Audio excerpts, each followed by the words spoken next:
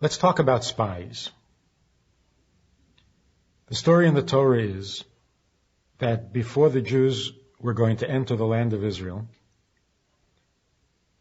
they suggested sending spies. Moshe asked God whether they should or should not send spies, and God's answer was, I'm not telling you to send spies. If you do it on your own. And Moshe sent spies. He chose the leaders of the tribes and gave them the mission to go to the land, see what it's like. Are the cities fortified? Are the soldiers strong? Etc., etc. The things that a spy is supposed to report back on.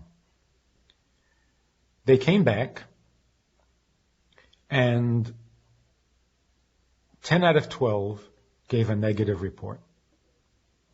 They said, we can't go. These cities cannot be captured.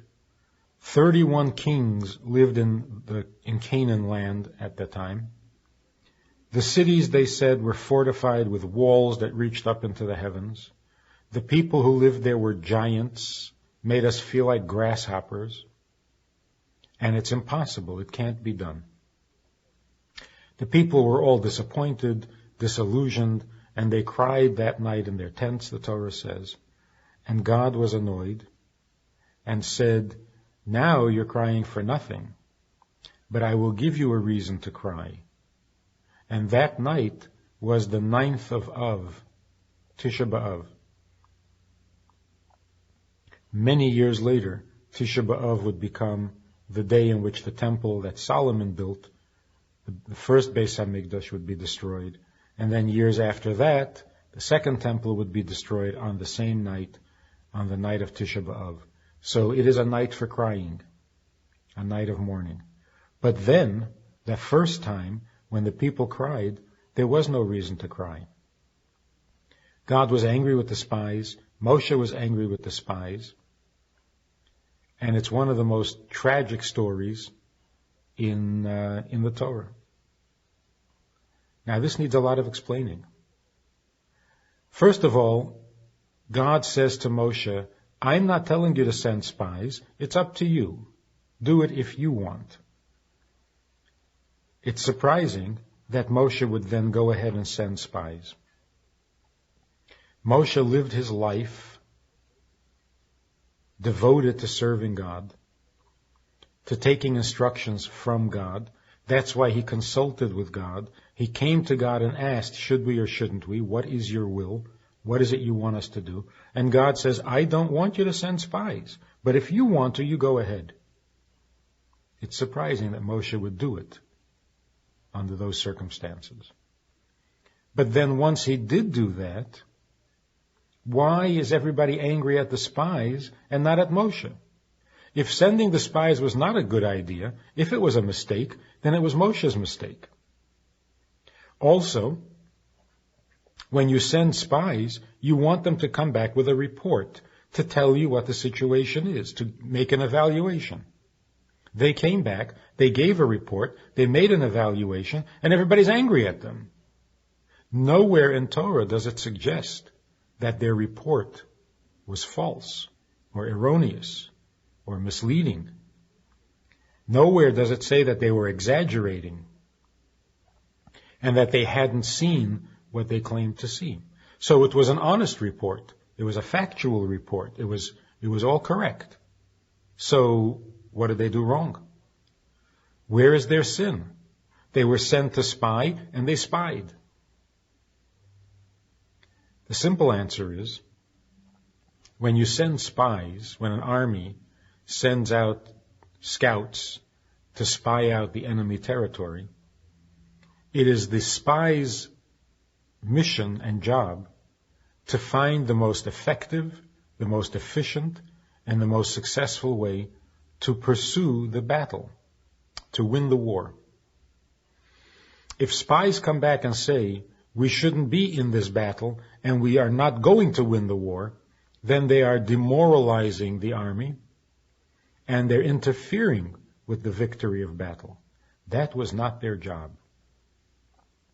Their job is to find the best way to continue. It is never their role to decide whether or not the battle should be fought. The same is true with commandments. When God gives us a commandment, there is no question, there's no room for doubt or for hesitation. What we are told to do, that's what we're going to do. God said, go into the land and inherit it. Make it yours. Conquer the land. There was no questioning that. That was never up for discussion. It's not debatable. It's not negotiable. We're going to do the mitzvah. We're going to be what God wants us to be. We're going to do what God wants us to do. Why then spies? Well, when you do a mitzvah, you can do it in so many different ways, with so many different approaches, attitudes, feelings. What is the best way? What's the nicest way? What is the most perfect way to pursue this mitzvah? But whether we're going to pursue it, that is not the question. So the spies that go out and decide whether or not the mission should be pursued, those are the bad spies. The good spies are the ones who come back and say, it's got to be done. I think we should do it this way. Here's the best approach. This is the easiest path to get us to where we need to be. So with every mitzvah, we have a commitment to doing the mitzvah that is not negotiable, that is pure, unadulterated devotion and faith, that if God says to do something, it is possible, it will happen, and we're going to do it. But along with that, we should approach every mitzvah thoughtfully. We can all give charity. What's the best way for us, for each individual? We're all going to keep Shabbos. What are we going to do on Shabbos? How are we going to make our Shabbos the most meaningful, the most beautiful, etc.? That's what the spies are for. When God said, I'm not telling you to send spies, you do it, you decide, Moshe didn't hesitate because he understood what God was saying. It's not that God was disinterested in sending of the spies. What God was saying is, I give you the commandment, and that you must obey. But when it comes to approaching the mitzvah, this is your job. You do it. I want to see you invest something in the mitzvah from yourself. I'm not commanding you to do it. This is not something you do obediently. This is something you do voluntarily, of your own and from yourself. In fact, God does this to us many times in history. He leads us to a certain place. He brings us to a border, to a threshold. He brings us to where we need to be. And then when we're about to do the deed itself, the mitzvah itself, then God says, I'm not telling you any more. I'm not pushing you any further. Now, if you're going to go, make it voluntary. Now you decide. And that's true of everything in life. Our freedom of choice comes after God has already predetermined, prearranged, and set up a context, circumstances in which we find ourselves, which was not of our own choosing and not of our own doing, even if we think it was. We find ourselves in a certain situation. God put us there through a sequence, a complicated, long sequence of events that led to my being here and your being there. And now that God has brought us to this point, now there's a mitzvah waiting to be performed. And now God says, that's it. It's up to you now. Now your freedom of choice kicks in. Now it's your decision. Now it's your move. I've brought you to where you need to be. Now do what you need to do, but do it on your own. God gives us a commandment and then tells us we have freedom of choice. What does that mean? It means that there are no options. A commandment means this is what you have to do, not something else. There is nothing else. This is what you have to do. Thou shalt not steal. That's the truth. That's right. That's the way it needs to be. There's no negotiating that. There is no arguing that. You can't find an excuse or a reason or a justification for stealing, because there is none. The commandment is thou shalt not. End of subject. No spying when it comes to that. So when we start to negotiate with God about commandments, we are the bad spies. God says thou shalt not murder, and we start to reason with that. But certain people need to be murdered. Certain people need killing. What about people who are inferior? What about people who are... There's no negotiating that. There is no murder. There is no killing. That is not negotiable, and no spy was ever hired or chosen for that task. However, after God has given us the commandment, which means there is no negotiating this, then God says, and now you have freedom of choice. So the freedom of choice means you can either do or not do. You can either fulfill or violate. But that has to come from you. There, the spy is good. It's good that we're doing it on our own initiative. It's good that we have the freedom to go either way. Because then when we go the right way, we're bringing ourselves into the act. We're putting ourselves into what is good and holy and true. If we didn't have the freedom of choice, goodness and holiness would exist, but we wouldn't count. We wouldn't be part of it. The commandment would not only silence our opinion, but completely erase our existence. We wouldn't count at all. This is the truth, this is right, this is as it should be, and you have no input, you have no value that you can bring to the mitzvah, to the commandment. But when God says, this is my commandment, and you have freedom of choice, that's telling us two things. There's no spying on the mitzvah. There's no spying on a commandment. You don't try to out-argue God's decrees. But when you're doing what God says, when you are fulfilling the commandment, you're bringing yourself to it because you have freedom of choice. So when it came time to actually enter the promised land, God says, don't ask me what to do. I've told you what to do. Now the freedom of choice kicks in. Now it's your move. You decide how you're going to do it. The spies made a mistake, and they thought that it was up to them to decide whether they were going to do it. And that's never right. But there's another thing about this whole spy business. Why send spies if everything that the Jews needed was coming from heaven? They came out of Egypt without any effort on their part. God brought all the plagues. God disheartened the Egyptians. God drove them to despair until they had to give in and let the Jews go. Then when the Jews are caught between the army, the Egyptian army, and the sea, God splits the sea. Now they're out in a desert. They have nothing to eat. Food falls from heaven. They're thirsty. Water comes from a rock. People who are that pampered, people who have all their needs taken care of, why would they even think of sending spies? God said go into the desert, and He provided everything. Now God says go into the land. Rely on God. He'll give you the land. What do you need to spy for? What is this information going to do for you when you don't have to do anything at all except follow? God is doing it all. Here's what happened.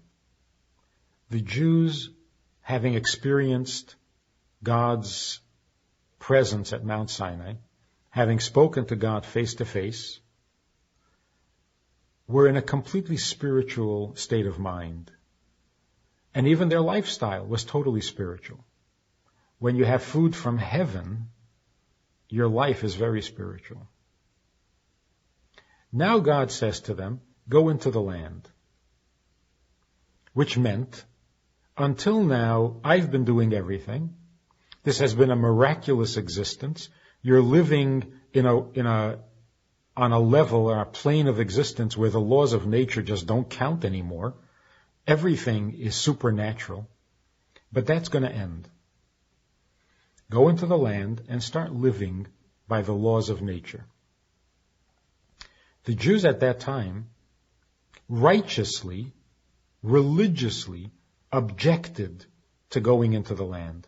When the spies came back and they said, the land devours its inhabitants. What they meant to say was, living in nature, living on land, devours the inhabitants. It's all consuming. You start living by the land, you start living in the land, you're going to go into Israel and become a farmer and a soldier and a carpenter. You're going to lose everything you gained. Judaism will be over. It's finished. You cannot live on earth and be heavenly. You can't live on the land and be godly. They're incompatible. We have to stay in a desert. We have to keep getting food from heaven. That's what keeps us spiritual and godly. But once we go into the land, you'll be devoured. You'll be so distracted. You'll be so caught up in earthiness, in land kinds of things, that Judaism simply doesn't have a chance. So they claimed, with all sincere and righteous intention, they claimed that going into the land would be a spiritual suicide. Only 2 of the 12 spies gave a positive report. They said, it's a piece of cake. It's our bread, to be literal. It's our bread. It's not that the land will devour us. We will consume the land and turn it into something godly rather than have the land consume our godliness. It's good. God had come down to Mount Sinai, but the people weren't sure how far down did God come. They thought that being in a desert is far enough. They're human, they're physical, they're eating physical matzah, they're lighting physical candles, they're putting on physical tefillin. Enough. Physical enough. If we go any further, spiritual suicide. But Yehoshua and Kalev, they said, not so. There's more. There's more godliness the lower we go. The more earthy, the more we get into the land, the closer we get to this additional godliness, greater godliness that exists in the truly earthy levels of earth. So here's where the spiritual devotion of an earlier generation couldn't adjust to the progress of godliness becoming more and more earthy, more and more natural, more and more Mashiachdik. And when it comes to these transitions, here's where God says, now you have to make a decision. Because to become more earthy cannot happen miraculously. That's a contradiction in terms. So when we have to take another step towards earth, that step has to come from the earthy being, from the human being, from his own experience, opinion, and this personality. So God says, now you make a decision. You're going to come down to earth. It's got to be done in an earthy fashion, not by divine decree. So this challenge that presents itself every few generations, how earthy can godliness be? When are we committing spiritual suicide? There were people who felt that after the destruction of Europe, after the destruction of the Jewish communities of Europe, coming to the West, coming to Canada, coming to the United States, is spiritual suicide. There isn't going to be any Judaism in Canada. There isn't going to be any Judaism in the United States. It's too earthy, too worldly, too secular. Godliness needs a certain protected environment. Godliness needs a ghetto. Godliness needs a holy land. That's where it can exist. That's where it thrives. But in earthiness, not a chance. Spiritual suicide. And of course our grandparents, great-grandparents, were horrified even at the thought of coming to the West.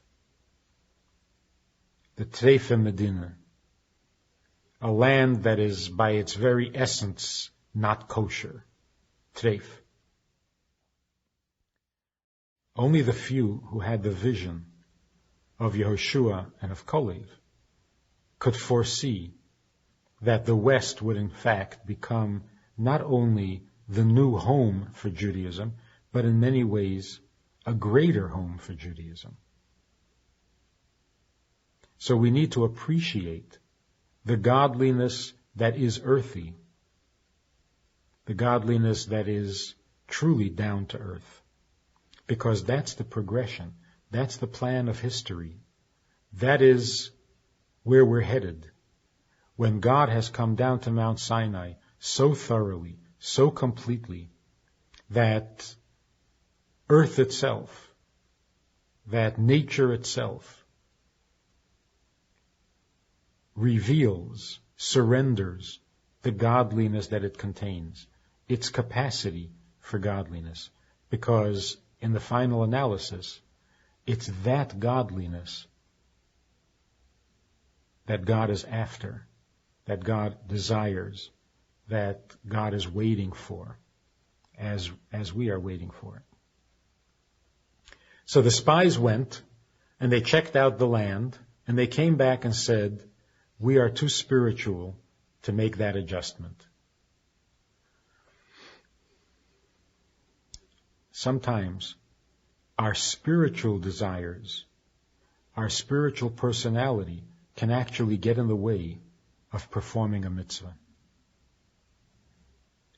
It's conceivable, although it would take some stretch of the imagination, it's conceivable that a person motivated by spiritual concern, by high-minded intention, could actually refuse to give charity to a hungry man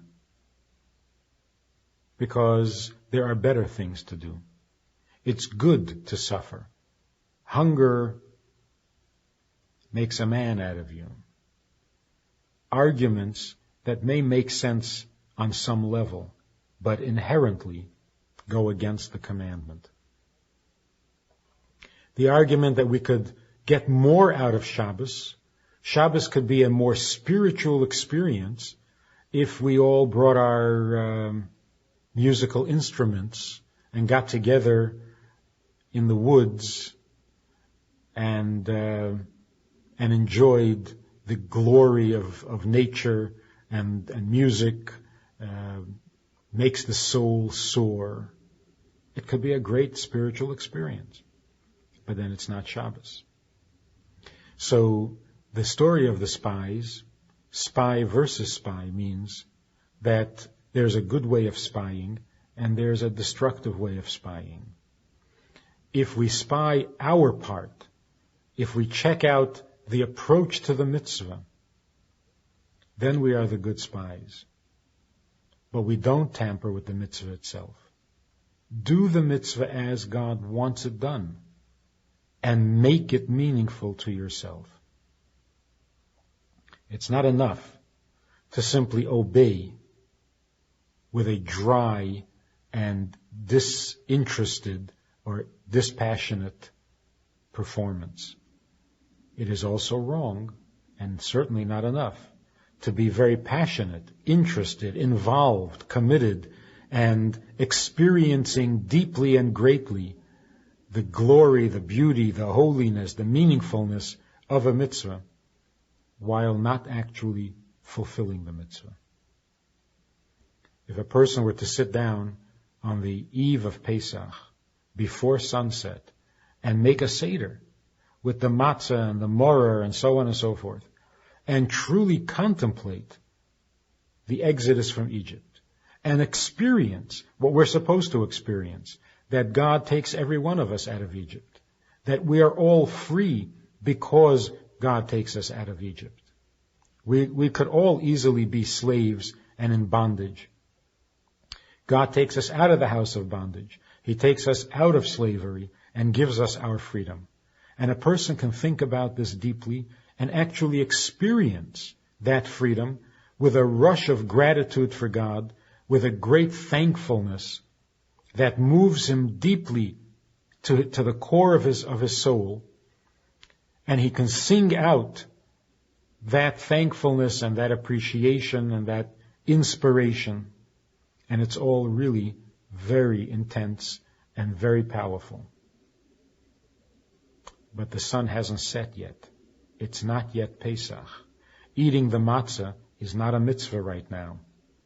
Having a seder is not a mitzvah right now.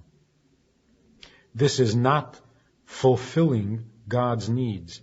This is not providing him with what he wants. And that certainly is not enough. Not good enough. So we need both things. We go into the promised land. We will inherit the land. We will do exactly what God wants. And we will do it the way he wants it. But we will do it with our enthusiasm, with our involvement, with our appreciation. We will spy out the mitzvah, and then we will know how we can best perform and fulfill that mitzvah.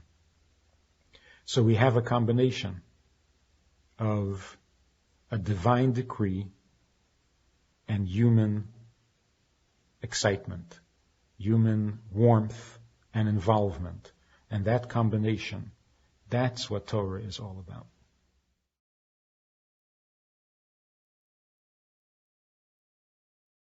Partner with Rabbi Friedman. Visit itsgoodtoknow.org/support.